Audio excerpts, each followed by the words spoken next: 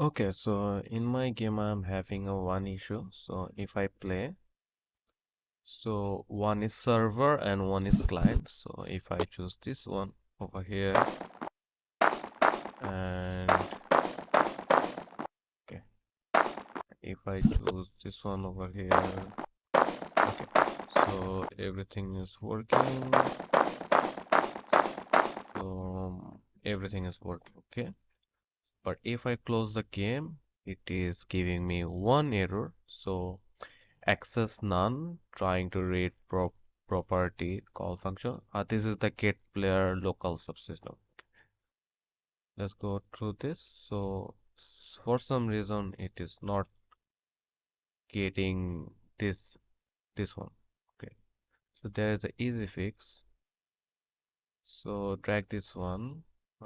Type is valid. So we need to check if the enhanced input local player subsystem is valid or not.